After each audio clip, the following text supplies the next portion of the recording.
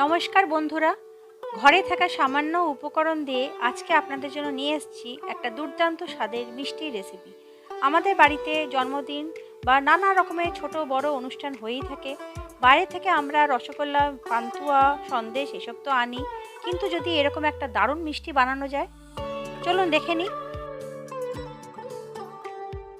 নিয়েছি loaf bread, যেগুলো একটাই পাউরুটির পিস থাকে, সেই পাউরুটিটাকে আমি মোটা করে কেটে চৌকো চৌকো করে কেটে নিয়েছি। আপনারা চাইলে নর্মাল ব্রেডও করতে পারেন।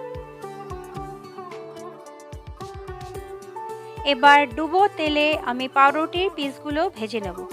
তেলটা কিন্তু আপনারা সব সময় সাদা তেল ইউজ করবেন বা ঘিতেও ভাজতে পারেন। আমি এখানে রাইস ব্র্যান অয়েল ইউজ করেছি। পাউরুটিগুলো উল্টে পাল্টে মচমচে করে কিন্তু ভাজতে হবে। আঁচ বাড়িয়ে দেবেন না, তাহলে একদিক পুড়ে যাবে আর ভিতরটা নরম থাকবে, মচমচে হবে না। সেই জন্য আঁচটা মিডিয়াম রাখবেন আর অনবরত 4-5 সেকেন্ড পরপরই পাউরুটিগুলো এপিট ওপিট করে দেবেন।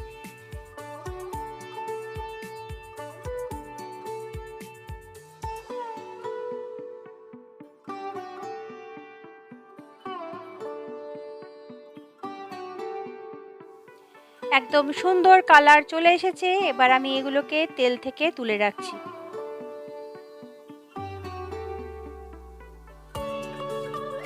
সব পাউরুটি ভাজা হয়ে গেছে, এগুলো আমি তেল থেকে তুলে একটা প্লেটে রেখে দেব।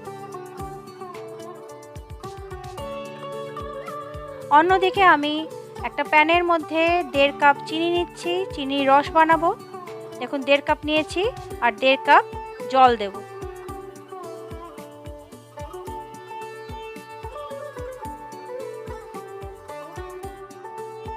চিনির রসটা কিন্তু খুব বেশি ঘন বা খুব পাতলা হবে না, একটা হালকা চটচটে ভাব অবধি করতে হবে, যেমন পান্তুয়ার রস হয় অনেকটা সেরকম। এর মধ্যে দিলাম একটু ফুড কালার।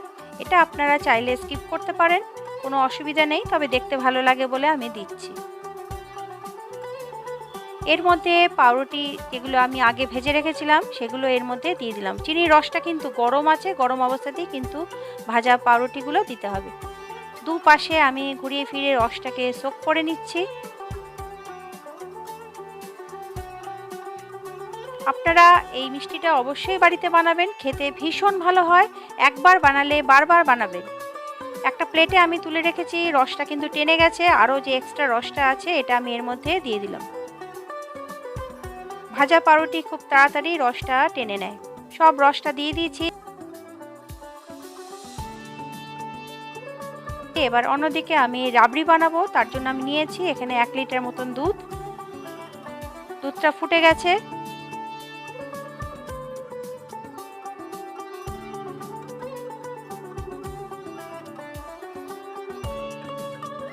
দিলাম 1/2 কাপ চিনি।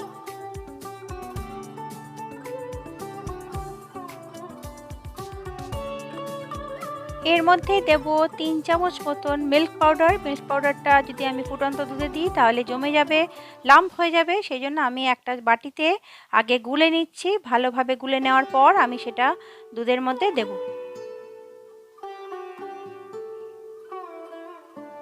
মিল্ক পাউডার দেওয়ার কারণ আর অন্য কিছুই না, দুধটাকে তাড়াতাড়ি ঘন করা।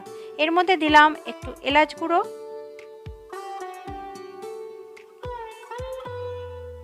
আর দিলাম একটু ফুড কালার। এটা আপনারা স্কিপ করতে পারেন।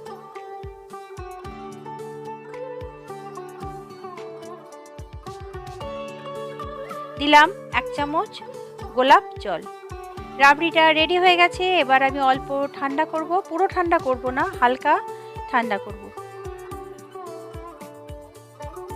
এই রাবড়িটা এবার আমি ভাজা পাউরুটিগুলোর উপর আস্তে আস্তে ছড়িয়ে দেব।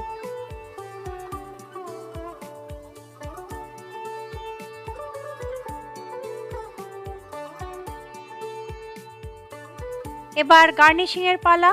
আপনাদের ঘরে যা থাকে, কাজু, কিশমিশ, চেরি যা থাকে সেই দিয়ে আপনারা গার্নিশ করতে পারেন। আমি এখানে একটু কাজু বাদামের কুচি আর একটু চেরি ফল দিয়ে গার্নিশ করব। রেসিপি কিন্তু একদম রেডি হয়ে গেছে। থাম্বনেল দেখে অবশ্যই বুঝে গেছেন রেসিপির নাম শাহি টুকরা। এটা একটা জনপ্রিয় মোগলাই রেসিপি আপনারা বাড়িতে অবশ্যই ট্রাই করবেন।